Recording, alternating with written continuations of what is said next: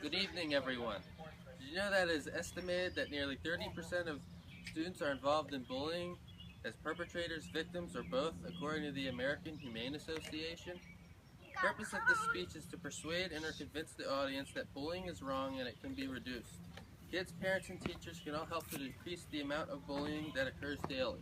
My three reasons are how kids can respond to bullying in different ways, parents can help their kids in responding to bullying, and teachers can combat the issues of bullying through a variety of ways. Think about it. When you experienced bullying, how did you handle it either as a perpetrator, victim, or bystander? What methods do you believe would be best for dealing with bullying and why? Earlier this week, I asked my class these questions. I remember a student in my class, Char, telling our speech class that she defended her 21-year-old autistic brother from bullies by being assertive and telling them to stop picking on him. This leads me to my next point. Reason 1. How kids can respond to bullying in different ways. Kids' messages to a bully or bullies needs to be assertive. Being assertive means telling someone exactly what you want, directly, honestly, and respectfully. When children are assertive to bullies, they handle problems with courage and they avoid hostility. Being assertive is not easy, but if children practice using assertiveness over time, they will be more able to effectively confront bullies. Children should respond to bullying with confidence. The way one presents themselves towards a bully is very crucial. Young people with good eye contact and a strong, confident posture are less likely to be targeted by bullies. Victims of bullying should also try to be facetious. If a bully is judging anyone on their appearances, reply with something amusing. For instance, if a bully says, "Your outfit is hideous and old-fashioned," respond by saying, "Thanks, I like to be old-fashioned." Meanwhile, try to have a one-on-one interaction with the bully. Bullies like to grab people's attention to increase their self-esteem. Therefore, if a bully has nobody to impress, his or her insecurities may get exposed. Next, kids should jot down lines to use against the bully.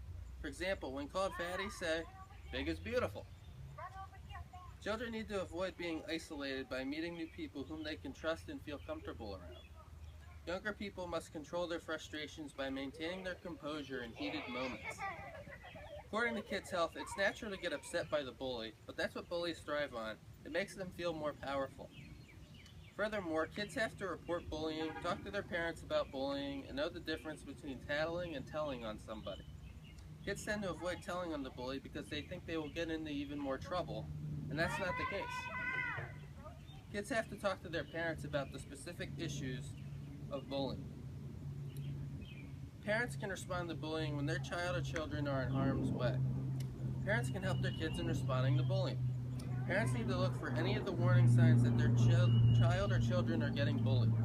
According to the American Psychological Association, signs include ripped clothing, hesitation about going to school, decreased appetite, nightmares, crying, or general depression and anxiety, and even suicidal thoughts. Other signs parents should look for are various injuries such as black eyes, bloody noses, damaged devices, and/or jewelry, according to the U.S. Department of Health and Human Services.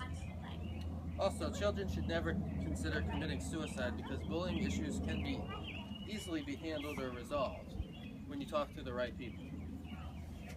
Parents who realize that their kids are getting bullied, they should sit down with their kids and have open discussions with them.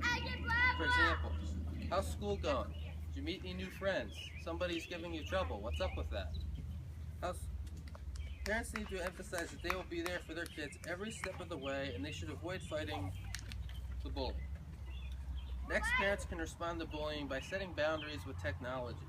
Based on facts from Bullying No More, Understanding and Preventing Bullying, about 95% of all youth ages 12 through 17 are now online, and 80% of those online are using social media sites. Parents need to hook up their computer in a public area such as the kitchen or dining room so they can supervise their children. Parents can use the computer to document physical, verbal, social, emotional, or cyberbullying that their kids experienced. And then they can use this information to report the bullies by sending this information to their sons or daughters' teachers of their schools. Not only can kids and parents respond and prevent bullying, but teachers can respond and or prevent bullying as well. According to the Ambassadors for Kids Club, each day 160,000 students miss school just because they're afraid of getting bullied. I mean, that's a lot. teachers can combat the issues of bullying through a variety of ways. First, teachers need to stop the bullying right away. The guidelines for teachers bullying suggest to stand between the bullied student and the bully or bullies, blocking eye contact. Once the bully and victim are in a more peaceful frame of mind, speak to them. Next, teachers must speak about the school's policies regarding bullying. They need to let everyone know that this kind of behavior is inexcusable and will not be tolerated. Teachers also have to support the bullied child. They should set up a meeting with him or her if he or she is feeling troubled, needs to express him or herself. Teachers should offer guidance to bystanders. According to Word's Wound, teachers and other staff need your help to prevent or end conflict, drama, or bullying, and to make sure a situation doesn't turn into something even worse. If the witnesses ignore the issue, provide them with constructive criticism. If they assist bullying victims, give them the recognition that they deserve. Then teachers must impose immediate consequences of bullying. Once all parties have settled down, teachers should take away social privileges of bullies, such as taking away their recess time. Next, notify colleagues and parents. Notify colleagues and parents, making sure that the bully understands that his or her behavior is being inspected. Follow up and intervene as necessary. Help the bully and the victim in identifying acceptable and unacceptable behavior so that he or she can learn from his or her mistakes. Overall, when teachers can effectively solve bullying problems, they are making the school's environment a much friendlier and safer place. The purpose of this speech was to persuade and or convince the audience that bullying is wrong and it can be reduced. Kids, parents, and teachers can all help to decrease the amount of bullying that occurs daily.